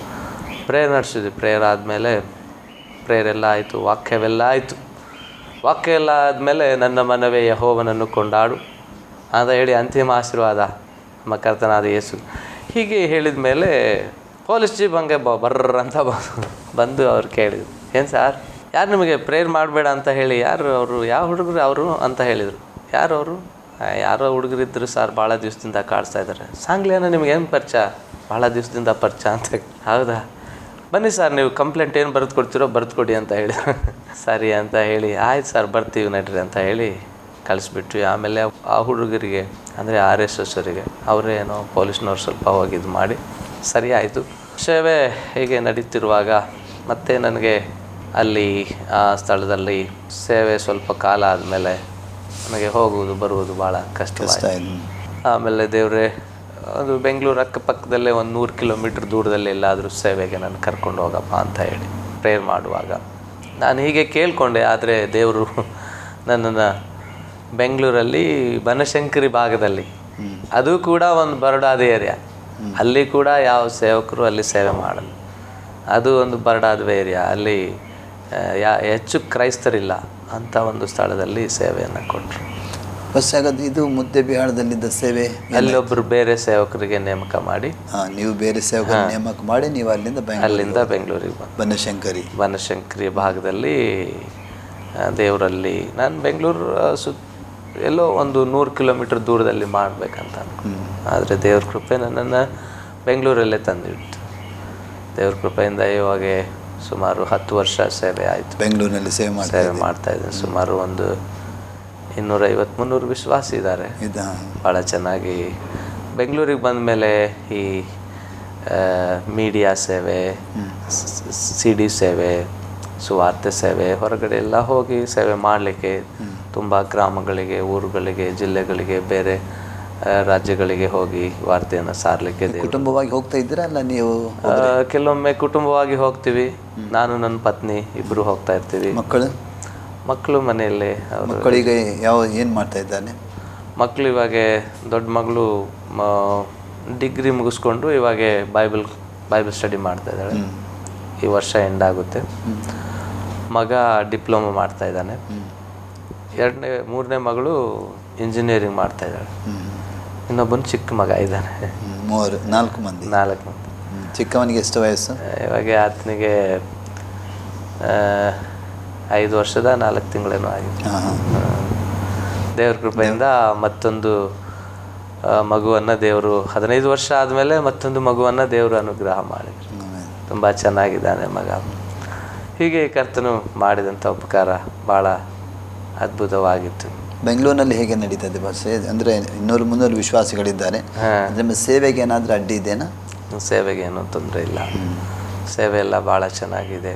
ಈ ಸೇವೆಯಲ್ಲಿರುವಂಥ ಸಮಯದಲ್ಲಿ ನೀವು ಎಲ್ಲಿಯಾದರೂ ಹಿಂಸೆಗೆ ಅಥವಾ ನಿಮ್ಮ ಮೇಲೆ ಯಾರದ ಕೈ ಮಾಡಿದ ಯಾವುದೇ ಸಂದರ್ಭ ಇದೆಯಾ? ನನಗೆ ಮುದ್ದೆಬಿಹಾಳಲ್ಲಿ ಮಾತ್ರನೇ ಒಬ್ಬನ ಕೈ ಮಾಡಲಿಕ್ಕೆ ಬಂದ, ಭಾಳ ಸರಿ ಕಾಡಿಸ್ದ. ಆದರೆ ಆತನಿಗೆ ಎದುರಾಗಿ ನಿಂತೆ ಅವನಲ್ಲೇ ಆದ ಅಷ್ಟೇ. ಮತ್ತು ಈ ಕಡೆ ಬಂದ ಮೇಲೆ ನಾನೆಲ್ಲೇ ಸುವಾರ್ತೆ ಸಾರಿದ್ರು, ಎಂತೆಂಥ ದೊಡ್ಡ ಪಬ್ಲಿಕ್ ಗ್ರೌಂಡಲ್ಲಿ, ಸುವಾರ್ತೆ ಕೂಟಗಳಲ್ಲಿ ಎಲ್ಲೆಲ್ಲ ಹೋಗಿ ನಾನು ಸುವಾರ್ತೆ ಸಾರಿದ್ರು, ಯಾರೂ ನನ್ನ ಎದುರಿಗೆ ಇದುವರೆಗೂ ನಿಂತಿಲ್ಲ. ದೇವರು ನಿಲ್ಲಿಸಿಲ್ಲ ಇದುವರೆಗೂ. ಈಗ ನೀವು ಸಭಾಪಾಲಕರಾಗಿ ಎಷ್ಟು ವರ್ಷದಿಂದ ಸೇವೆ ಮಾಡ್ತಾ ಇದ್ದೀರಿ? ನಾನು ಸಭಾಪಾಲಕನಾಗಿ ಇವಾಗ ಸುಮಾರು 12 ವರ್ಷ ಆಯಿತು. 12 ವರ್ಷ ಸಭಾಪಾಲಕನಾಗಿ ಸೇವೆ ಮಾಡ್ತಾ ಇದ್ದೀರಿ. ಫಸ್ಟ್ ಈಗ ಸಭಾಪಾಲಕನಾಗಿ ನೀವು ನಿಮ್ಮ ಮೂಲಕ ಅಂದರೆ ಸಂಸ್ಥೆಗಳನ್ನು ಸ್ಥಾಪನೆ ಮಾಡಿದ್ದೀರಾ? ಒಂದು 2 ಕಡೆ ಸ್ಥಾಪನೆ ಮಾಡಿದ್ವಿ. 2 ಕಡೆ. ಒಂದು ಹೊಸ ರೋಡಲ್ಲಿ ಹೊಸೂರು. ಹೊಸರೋಡ್. ಹೊಸರೋಡಲ್ಲಿ ಬೆಂಗಳೂರಾ? ಬೆಂಗಳೂರಲ್ಲಿ. ಆಮೇಲೆ ಇನ್ನೊಂದು ಜಿಗಣಿ ಕಡೆಯಲ್ಲಿ. ಜಿಗಣಿ. ಆಮೇಲೆ ಹೀಗೆ ನಮ್ಮ ಸಭೆ ಮಕ್ಕಳು ವಾಕ್ಯ ಕಲ್ತ್ಕೊಂಡು, ಆಮೇಲೆ ಹಾಡುಗಳೆಲ್ಲ ಸಭೆಯಲ್ಲಿ ಕೆಲವು ಮಕ್ಕಳಿಗೆ ಅಭಿಷೇಕ ಉಂಟಾಗಿ ಅವರು ಕೂಡ ಹಾಡು ರಚನೆ ಮಾಡಿ ಸಿಡಿ ಸೇವೆ ಎಲ್ಲ ಮಾಡ್ತಾ ಇದ್ದಾರೆ. ಅಲ್ಲಿ ವರ್ಷಿಪಿಗೆ ಅವರು ಕೂಡ ಉಪಯೋಗ ಆಗ್ತಾ ಹೋಗ್ತದೆ. ಈ ಸೇವೆ ನಿಮಿತ್ತವಾಗಿ ಕರ್ನಾಟಕದ ಎಲ್ಲ ಭಾಗಕ್ಕೆ ಹೋಗಿದ್ದೀರಾ? ಸುಮಾರು ಕಡೆ ಎಲ್ಲ ಹೋಗಿದ್ದೀನಿ. 1-2-3 ಜಿಲ್ಲೆಗೆ ಹೋಗಿಲ್ಲ ಅಷ್ಟೇ, ಎಲ್ಲ ಜಿಲ್ಲೆಗೆ ಹೋಗಿದ್ದೀನಿ. ಎಲ್ಲ ಸುಮಾರು ತಾಲೂಕುಗಳ. ಅಂದರೆ ಇವಾಗಲೂ ಕೂಡ ನಿಮಗೆ ಸೇವೆಗಾಗಿ ಕರೆ ಬರ್ತಾ ಇದೆ? ಹೌದು, ಹೋಗ್ತಾ ಇರ್ತೀರಿ? ಹೋಗ್ತಾ ಇರ್ತೀನಿ. ಅಂದರೆ ನೀವು ಇದು ಕರ್ನಾಟಕ ಬಿಟ್ಟು ಬೇರೆ ರಾಜ್ಯಕ್ಕೆ ಏನಾದ್ರು ಸೇವೆಗೆ ಹೋಗಿದ್ದೀರಾ? ಹೋಗಿದ್ದೀನಿ. ತಮಿಳ್ನಾಡು ಹೋಗಿದ್ದೀನಿ, ಮಹಾರಾಷ್ಟ್ರ ಹೋಗಿದ್ದೀನಿ, ಆಂಧ್ರ ಹೋಗಿದ್ದೀನಿ. ಹೀಗೆ ಅಲ್ಲಿ ಸುವಾರ್ತೆ ಸೇವೆಗೆ ಹೋಗಿದ್ರೆ ಅಲ್ಲ ನಿಮ್ಮ ಹಾಡು ಸಾಕ್ಷಿ ಸ್ವಲ್ಪ ವಾಕ್ಯ. ಹಾಂ. ಪಾಸ್ಟರ್, ನಿಮಗೆ ಈಗ ನಿಮ್ಮ ಪತ್ನಿ ಕೂಡ ನಿಮ್ಮ ಜೊತೆಯಲ್ಲಿ ಸೇವೆಯಲ್ಲಿ ತೊಡಗಿದ್ದಾರೆ. ನೀವೀಗ ಜೀವನೋಪಾಯಕ್ಕೆ ಏನು ಮಾಡ್ತಿದ್ದೀರಿ ಪಾಸ್ಟರ್? ಅಂದರೆ ಪ್ರಾರಂಭದಲ್ಲಿ ತುಂಬ ಕಷ್ಟ ಅನುಭವಿಸ್ಬೇಕಾಯ್ತು. ಯಾಕಂದರೆ ನೀವು ಹೇಳಿದಾಗೆ ಕೂಲಿನಾಲಿ ಮಾಡಿ ಅಥವಾ ತೆಂಗಿನ ವ್ಯಾಪಾರ ಎಲ್ಲ ಮಾಡಿ ನೀವು ನಿಮ್ಮ ಜೀವನ ಕಳೆದಿದ್ದೀರಿ. ಈಗ ಪರಿಪೂರ್ಣವಾಗಿ ದೇವರ ಸೇವೆಗೆ ನಿಮ್ಮನ್ನು ಕುಟುಂಬವಾಗಿ ಒಪ್ಪಿಸಿಕೊಟ್ಟಿದ್ದೀರಿ. ನೀವು ಹೇಗೆ ನಡೀತದೆ ಪಾಸ್ಟರ್ ನಿಮ್ಮ ಜೀವನೋಪಾಯಕ್ಕೆ? ದೇವರು ಏನು ಕೊರತೆ ಉಂಟಾ? ಏನು ಕೊರತೆ ಇಲ್ಲ. ಬೈಬಲ್ ಏನು ಹೇಳುತ್ತಂದ್ರೆ ಸುವಾರ್ತಿಕನು ಸುವಾರ್ತೆಯಿಂದಲೇ ಬದುಕಬೇಕು. ಅದರಲ್ಲಿ ಸಭಾಪಾಲಕನು ಸಭೆಯಿಂದನೇ ಬದುಕುವನು. ಕಣ ತುಳಿಯೋ ಎತ್ತಿನ ಬಾಯಿ ಕಟ್ಟಬಾರದು ದೇವರು ವಾಕ್ಯ ಹೇಳಿದೆ. ಹೌದು. ಹಾಗೆ ದೇವರು ಕರೆದಾತನು ನಂಬಿಗಸ್ತನು. ಇದುವರೆಗೂ ಏನೂ ಕಡಿಮೆ ಆಗಿಲ್ಲ. ಇದುವರೆಗೂ ಎಷ್ಟೋ ಸೇವೆ ಮಾಡಿದ್ದೀವಿ. ಯಾರೋ ಅಲ್ಪ ಸ್ವಲ್ಪವಾಗಿ ಹೆಲ್ಪ್ ಮಾಡಿರ್ಬೋದು ಹೊರತು ನಮ್ಮನ್ನು ಯಾರೂ ಹೆಲ್ಪ್ ಮಾಡಲಿಲ್ಲ. ಎಲ್ಲ ವಿಷಯದಲ್ಲಿ ನಾನು ಕರ್ತನಿಗೆ ನೋಡಿದ್ದೀನಿ, ದೇವ್ರ ಕಡೆಗೆ ನೋಡಿದ್ದೀನಿ. ಕೀರ್ತನೆ 21:1 ಏನು ಹೇಳೋ ಪ್ರಕಾರ, ನಾನು ಕಣ್ಣೆತ್ತಿ ಪರ್ವತದ ಕಡೆಗೆ ನೋಡುತ್ತೇನೆ, ನನ್ನ ಸಹಾಯವು ಭೂಮಿ ಆಕಾಶಗಳನ್ನು ನಿರ್ಮಾಣ ಮಾಡಿದ ಯೆಹೋವನಿಂದಲೇ ಬರುವುದು. ಸೇವೆಯ ಸಂದರ್ಭಗಳಲ್ಲಿ ಹಂಗೆ ಮಾಡ್ತೀನಿ, ಹಿಂಗೆ ಮಾಡ್ತೀನಿ, ಅದು ಮಾಡ್ತೀನಿ, ಇದು ಮಾಡ್ತೀನಿ, ಎಷ್ಟು ಲಕ್ಷ ಕೊಡ್ತೀನಿ, 50,000 ಕೊಡ್ತೀನಿ, ಯಾರು ಕೊಡಲಿಲ್ಲ. ಸತ್ಯ ಸಾಕ್ಷಿ 50,000 ಹಾಕಿ 5 ಲಕ್ಷ ಹಾಕಿ ಮಾಡ್ತೀನಿ. ಸುಮಾರು ಸೇವೆಯಲ್ಲಿ ಏನೇನೋ ಮಾಡ್ತಾರಂತೆ ಭಾಳ ಜನರಿಗೆ, ಅದು ಇದು ಅಂತೆ. 1 ವರ್ಷ 2 ವರ್ಷದಲ್ಲೇ ಅವರು ಏನೇನೋ ಆಗ್ಬಿಡ್ತಾರೆ. ಆದರೆ ದೇವ್ರ ಸನ್ನಿಧಿಯಲ್ಲಿ ದೇವರು ಮೆಲ್ಲಕ್ಕೆ ಈ ರೀತಿಯಲ್ಲಿ ಸೇವೆಯನ್ನು ಕೊಟ್ಟು ನಡೀತಾ ಇದ್ದಾರೆ. ಅವರಿಗೆ ಆ ರೀತಿಯಲ್ಲಿ ದೇವರು ಸಹಾಯ ಮಾಡ್ತಾರೆ. ನಮಗೆ ಈ ರೀತಿಯಲ್ಲಿ ಸೇವೆ ಕೊಟ್ಟು ನಡೀತಾ ಇದ್ದಾರೆ. ಅಷ್ಟೇ. ನೀವು ನಿಮ್ಮ ಸೇವೆಯಲ್ಲಿ ತುಂಬ ದುಃಖಪಟ್ಟ ಯಾವ ಸಂದರ್ಭ ಇದೆಯಾ? ಸೇವೆಯಲ್ಲಿ, ಕರ್ತನ ಸೇವೆಯಲ್ಲಿ ಇರುವಾಗ ತುಂಬ ದುಃಖಪಟ್ಟಂತ ಯಾವುದಾದ್ರೂ ಸಂದರ್ಭ ಇದೆಯಾ? ದುಃಖಪಟ್ಟ ಸಂದರ್ಭಗಳಂದರೆ, ಎಷ್ಟೋ ಕಷ್ಟಪಟ್ಟು ಕೆಲವೊಂದು ಸಾರಿ ವಿಶ್ವಾಸಿಗೋಸ್ಕರ ಬಹಳ ಪ್ರಯಾಸ ಪಡ್ತೀವಿ. ಅವ್ರಿಗೋಸ್ಕರ ಉಪವಾಸವಿದ್ದು ಪ್ರಾರ್ಥನೆ ಮಾಡಿ ಕಣ್ಣೀರು ಸುರಿಸಿ ದೇವರ ರಾಜ್ಯದ ಕಡೆಗೆ ಇವ್ರು ಇರಬೇಕು ಅಂತ ಹೇಳಿ ಒಂದು ಸಭೆಯನ್ನು ಬಿಟ್ಟು ಹೋಗುವಾಗ ಭಾಳ ದುಃಖ ಆಗುವಂಥ ಒಂದು ಸಂದರ್ಭ. ಎರಡನೇದ, ಸಭೆಯನ್ನು ಬಿಟ್ಟು ಬೇರೆ ಸಭೆಗೆ ಹೋಗುವಾಗ ಒಂದು ರೀತಿಯಲ್ಲಿ ದುಃಖ. ಬೆಳೆಸಿದವರು ನೀವು, ಕಷ್ಟಪಟ್ಟವರು ನೀವು. ಆಮೇಲೆ ಇನ್ನೊಂದು ಕಾರ್ಯದಲ್ಲಿ ಹೇಳಬೇಕಂದ್ರೆ, ವಿಶ್ವಾಸಿಯಾಗಿದ್ದು ಸ್ವಲ್ಪ ಕಾಲ ಇದ್ದು ರಕ್ಷಣೆಯ ಮಾರ್ಗದಲ್ಲಿ ನಡ್ಕೊಂಡು ಆಮೇಲೆ ರಕ್ಷಣೆಯನ್ನು ಬಿಟ್ಟು ಲೋಕವನ್ನು ಪ್ರೀತಿಸಿ ಹಿಂಜಾರಿ ಹೋಗುವಂಥ ವಿಶ್ವಾಸಿಗಳನ್ನು ನೋಡುವಾಗ ಬಹಳ ದುಃಖ ಆಗುತ್ತೆ. ರಾತ್ರಿ ಎಲ್ಲ ನಿದ್ರೆ ಬರೋಲ್ಲ. ಕೆಲವೊಂದು ಅನುಭವಿಸಿದ್ದೀರಿ. ತುಂಬ ವೇದನೆಯ ಸಮಯಗಳು. ರಾತ್ರಿ ಎಲ್ಲ ನಿದ್ರೆ ಬರೋದಿಲ್ಲ. ಗಂಡ ಹೆಂಡತಿ ಇಬ್ಬರು ಮಾತಾಡ್ಕೊಳ್ತಾ, ಏನಪ್ಪ ಇಷ್ಟು ಪ್ರಯಾಸ ಪಡ್ತೀವಿ, ಯಾಕಪ್ಪ ದೇವರೇ ಹೀಗಾಗ್ಬಿಡ್ತಾರಲ್ಲ ವಿಶ್ವಾಸಿ ಅಂತ ಹೇಳಿ ತುಂಬ ನೋವಾಗುತ್ತೆ. ಹೇಗೆ ನೀವು ಸೇವೆಯಲ್ಲಿ ಸಂತೋಷಪಟ್ಟ ದಿವಸ? ತುಂಬ ಸಂತೋಷ. ಸೇವೆ ಬಂದ ನಂತರ ತುಂಬ ಸಂತೋಷ. ಅಷ್ಟೊಂದು ಸಂತೋಷ ನಿಮ್ಮ ಇಡೀ ಸೇವಾ ಜೀವಿತದಲ್ಲಿ ಬಂದಿಲ್ಲ. ನನಗೆ ಸಂತೋಷ ಪಡುವಂಥದ್ದು ಯಾವಾಗಂದರೆ, ನಾನು ಭಾಳ ಅದ್ಭುತವಾದ ರೀತಿಯಲ್ಲಿ ಸೇವೆಯನ್ನು ಮಾಡಿಕೊಂಡು ಬರುವಂಥ ಸಂದರ್ಭಗಳು, ಮತ್ತು ದೇವರು ಆ ಸೇವೆಯಲ್ಲಿ ನನಗೆ ಜಯ ಕೊಡುವಂಥ ಸಂದರ್ಭಗಳು. ಆಮೇಲೆ ನನ್ನ ಹಳೆಯ ಜೀವಿತವನ್ನು ನೆನೆಸುವಾಗ, ನಾನು ದರಿದ್ರನಾಗಿದ್ದೆ, ಪಾಪಿಯಾಗಿದ್ದೆ, ನನ್ನ ಹಣವಿಲ್ಲದವನಾಗಿದ್ದೆ, ನನಗೆ ನನ್ನ ಮುಖ ನೋಡಲಿಕ್ಕೂ ನನಗೆ ಯೋಗ್ಯತೆ ಇರಲಿಲ್ಲ, ಅಂಥ ಮನುಷ್ಯನಾಗಿದ್ದೆ. ಆದರೆ ಇವತ್ತು ನನ್ನನ್ನು ಕರ್ನಾಟಕದ ಅತ್ಯಂತ ಎಲ್ಲ ಜನರು ನನ್ನನ್ನು ಪ್ರೀತಿ ಮಾಡುವಂತೆ, ನನ್ನ ಹೆಸರಿಟ್ಟು ಕೂಗುವಂತೆ ಮಾಡಿದೆಯಲ್ಲಪ್ಪ. ನಾನು ಭಾಳ ಸೇವೆ ಕಡೆ ಉಪಯೋಗಿಸಲ್ಪಡುವಾಗ ನನಗೆ ಬಹಳ ಸಂತೋಷವಾಗುತ್ತೆ.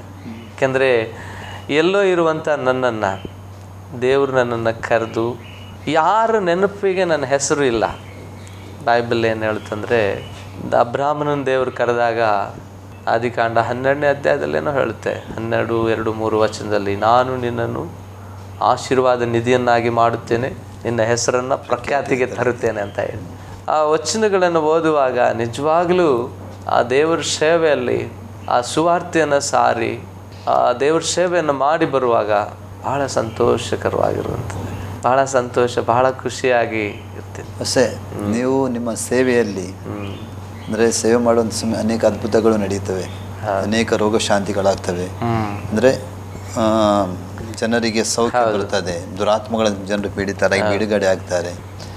ಇಂಥ ಒಂದು ಕೆಲವು ಸಾಕ್ಷಿ ಹೇಳ್ಬೋದು ಫಸ್ಟ್ ನಿಮ್ಮ ಸೇವೆಯಲ್ಲಿ? ಹೌದು, ಅಂಥವು ಕೂಡ ಭಾಳ ನಡೆದಿದೆ.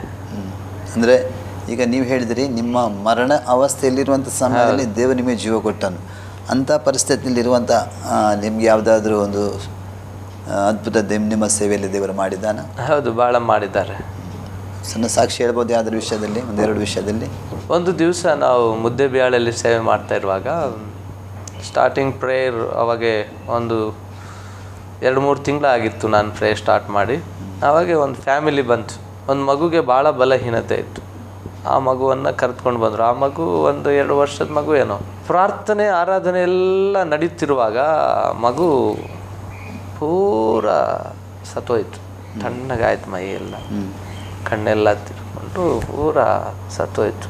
ಅಯ್ಯೋ ಏನು ಮಾಡೋದಪ್ಪ ದೇವ್ರೇ, ನಿನ್ನ ಸನ್ನಿಧಿಯಲ್ಲಿ ಪ್ರಾರ್ಥನೆಗೆ ಬರುವಾಗ ಈ ರೀತಿಯಲ್ಲಿ ಆಯ್ತಲ್ಲಪ್ಪ ಅಂತ ಹೇಳಿ ಭಾಳ ದುಃಖಪಟ್ಟು ನಮ್ಮ ಪತ್ನಿಯದ್ದು ಭಾಳ ಹತ್ಬಿಟ್ರು. ನಾನು ಸಭೆಯಲ್ಲಿ ಕೂಡಿದವರೆಲ್ಲ ಹತ್ಬಿಟ್ರು, ಮೈಯೆಲ್ಲ ತಣ್ಣಗಾಗ್ಬಿಡ್ತು. ಆ ಕೂಸು, ಆ ಮಗುವಿನ ಸತ್ತೇ ಹೋಯ್ತು ಪೂರ.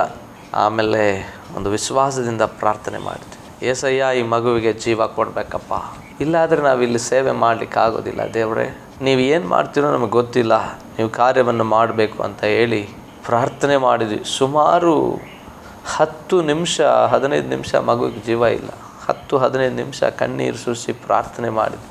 ಪ್ರಾರ್ಥನೆ ಮಾಡಿದ ಮೇಲೆ ಆ ಮಗು ಒಂದೇ ಸಲ ಈಗ ಕಣ್ಣೆಲ್ಲ ಬಿಡ್ತು, ನಿದ್ರೆ ಎಚ್ಚರ ಆದಾಗೆ. ಹಾಂ, ಪೂರ ಶ್ವಾಸ ಇಲ್ಲ, ನಾಡಿಗಳೆಲ್ಲ ನೋಡ್ತೀವಿ, ಏನಿಲ್ಲ, ಪ್ಲಸ್ ಇಲ್ಲ, ಪಲ್ಸ್ ಇಲ್ಲ, ಏನಿಲ್ಲ, ಎಲ್ಲ ಭಾಳ ಹತ್ವಿ. ಮತ್ತು ಆ ಸ್ಥಳದಲ್ಲಿ ಅನೇಕ ದೆವ್ವಗಳಿಂದ ಹಿಡಿಯಲ್ಪಟ್ಟವರು, ರೋಗಗಳು ವಾಸಿಯಾಯಿತು. ಆಮೇಲೆ ಮಕ್ಕಳಿಲ್ಲದವರಿಗೆ ಮಕ್ಕಳು, ಹೀಗೆ ಹಲವಾರು ಕಾರ್ಯವನ್ನು ಸ್ವಾಮಿ ಮಾಡ್ತಾಯಿದ್ರು, ಈಗಲೂ ಮಾಡ್ತಾಯಿದ್ದಾರೆ. ನಾನು ಕೈಗೆ ಇಟ್ಟು ಜಾಸ್ತಿ ಪ್ರೇಯರ್ ಮಾಡೋದಿಲ್ಲ. ಎಲ್ಲಾದರೂ ಆರಾಧನೆಗೆ ಹೋಗುವಾಗ ಹಾಡು ಹಾಡ್ತಾ ಇರುವಾಗಲೇ, ದೇವರನ್ನು ಸ್ತುತಿ ಮಾಡ್ತಾ ಇರುವಾಗಲೇ ಅನೇಕರು ದೆವ್ವಗಳಿಂದ ಒದ್ದಾಡ್ತಾ ಇರ್ತಾರೆ, ದೇವರ ಆತ್ಮನ ಪ್ರಸನ್ನತೆಯನ್ನು ಅನುಭವಿಸ್ತಾರೆ. ಹೀಗೆ ದೇವರ ಒಂದು ಮಹಿಮೆಯಲ್ಲಿ ಇಳಿದು ಬರುವಾಗ ಅನೇಕರು ಆ ಮಹಿಮೆಯನ್ನು ಅನುಭವಿಸ್ತಾರೆ, ಪವಿತ್ರ ಆತ್ಮನಲ್ಲಿ ತುಂಬಿಸಲ್ಪಡ್ತಾರೆ. ಇನ್ನು ದೆವ್ವಗಳಿಂದ, ಮಾಟ ಮಂತ್ರಗಳಿಂದ, ಅನಾರೋಗ್ಯದಿಂದ ಇರುವವರಿಗೆ ಸೌಖ್ಯವಾಗ್ತದೆ, ಬಿಡುಗಡೆ ಆಗುತ್ತೆ, ಎಷ್ಟೋ ಜನರಿಗೆ ಸಿಗಿದೆ. ಹೀಗೆ ಹಲವಾರು ಕಾರ್ಯವನ್ನು ಮಾಡಿದ್ದಾರೆ. ಹೇಳಬೇಕಂದ್ರೆ ತುಂಬ ಇದೆ. പക്ഷേ ನಿಮ್ಮ ಈಗ ಇನ್ನು ಮುಂದಿನ ಸೇವಾ ಗುರಿ ಏನು ಭಾಷೆ? ಮುಂದಿನ ಸೇವೆ ಗುರಿ ನಾವು ಅದೇ ಬೆಂಗಳೂರಲ್ಲಿ ಒಂದು ಸ್ಥಳ ತಗೋಬೇಕು, ಅದಕ್ಕೋಸ್ಕರ ಪ್ರೇಯರ್ ಮಾಡ್ತಾಯಿದ್ದೀವಿ. ಒಂದು ಸ್ಥಳದಲ್ಲಿ ಚರ್ಚನ್ನು ಕಟ್ಟಬೇಕು. ಆಮೇಲೆ ದೇವರು ಮುಂದೆ ನಮ್ಮ ಕರ್ನಾಟಕದಲ್ಲೇ ಎಲ್ಲ ಜಿಲ್ಲೆಗಳಲ್ಲಿ ಒಂದು ಚಿಕ್ಕ ಬ್ರಾಂಚ್ ಸಭೆಗಳನ್ನು ಸ್ಥಾಪನೆ ಮಾಡಬೇಕು. ಎಷ್ಟೋ ದೇವ್ರ ಚಿತ್ತ ಇದ್ದರೆ, ಇಲ್ಲಾದರೆ ಅಷ್ಟೇ. ಅಲ್ಲ, ಬೇರೆ ಏನಾದ್ರು ದರ್ಶನ ಉಂಟು ಸೇವೆ ವಿಷಯದಲ್ಲಿ? ಬೇರೆ ಸಭೆ ಬಿಟ್ಟು ಬೇರೆ ಯಾವುದೇ ದರ್ಶನ? ನನ್ನ ದರ್ಶನ ಇರೋದು ನನಗೆ ಕೊಟ್ಟಿರುವಂಥದ್ದು ಹಾಡಿನ ಸೇವೆ. ನಾನು ಅದರಲ್ಲೇ ಕಂಟಿನ್ಯೂ ಹೋಗ್ತಾ ಸಭೆಯನ್ನು ನಡೆಸ್ತಾ, ಮತ್ತು ಸಭೆ ಏನಾದರೂ ದೇವ್ರು ಕೊಟ್ಟರೆ, ದೇವ್ರ ಮುಂದೆ ಆತನ ಚಿತ್ತ ಇದ್ದರೆ ಮುಂದೆ ಸಭೆಗಳನ್ನು ತಯಾರು ಮಾಡ್ತಾ ಹೋಗ್ಬೇಕನ್ನೋದೇ. ಅಷ್ಟೇ. ನಿಮ್ಮ ಮಕ್ಕಳು ಕೂಡ ಹಾಡಿನ ಯಾವ ತಲಾಂತಿದೆ ನಿಮ್ಗೆ ಗುರುತಿಸಿದ್ದೀರಾ? ಹಾಂ, ಮಕ್ಕಳಿಗೂ ಹಾಡಿನ ತಲಂತಿದೆ, ವಾಕ್ಯ ತಲಂತಿದೆ, ವರ್ಷಿಪಿನ ತಲಂತಿದೆ. ಮಕ್ಕಳು ಕೂಡ ನಿಮ್ಮ ಸಿಡಿಯಲ್ಲಿ ಹಾಡಿದ್ದಾರಾ? ಎಲ್ಲ ಮಕ್ಕಳು ಹಾಡಿದ್ದಾರೆ. ಎಲ್ಲ ಮಕ್ಕಳು ಸಣ್ಣವನು ಎಲ್ಲರೂ. ಚಿಕ್ಕವನು ಹಾಡಿಲ್ಲ, ಚಿಕ್ಕವನು ಇಂಟ್ರೊಡಕ್ಷನ್ ಮಾಡಿದ್ದಾನೆ. ಚಿಕ್ಕವನು ಮಗ ಹಾಡಿದ್ದಾನೆ, ಒಂದು ಹಾಡು ಹಾಡಿದ್ದಾನೆ. ಮಗಳು ಮೂರನೇ ಮಗಳು ಭಾಳ ಹಾಡಿದ್ದಾಳೆ. ಪ್ರಿಯಾ ನನ್ನ ಪ್ರಿಯ, ನನ್ನ ಪ್ರಿಯ ಯೇಸುವೆ ಸರ್ವಶ್ರೀ ನಮ್ಮ ಜೊತೆಯಲ್ಲಿ ಹಾಡಿದ್ದಾರೆ. ಸುಮಾರು ಹಾಡೆಲ್ಲ ಹಾಡಿದ್ದಾಳೆ, ತುಂಬ ಚೆನ್ನಾಗಿ ಹಾಡ್ತಾರೆ. ಫಸ್ಟ್ ನೀವು ಸೇವೆಗಿಂತ ಅಥವಾ ಕ್ರಿಸ್ತನನ್ನು ಕಂಡುಕೊಳ್ಳುವುದಕ್ಕಿಂತ ಮುಂಚೆ ನೀವು HIV ಪೀಡಿತರಾಗಿದ್ದೀರಿ. ಈಗ ಕಡಿಮೆ ಪಕ್ಷ 17ನೇ ವರ್ಷ ಆಗ್ತಾಯಿದೆ. ಹೌದು, 17ನೇ ವರ್ಷ ಆಗ್ತಾಯಿದೆ. 17ರಿಂದ 18ನೇ ವರ್ಷಕ್ಕೆ ಹೋಗ್ತಾ ಇದ್ದೀರಾ? 2000ದಿಂದ ಲೆಕ್ಕ ಹಾಕುವಾಗಲ್ಲ.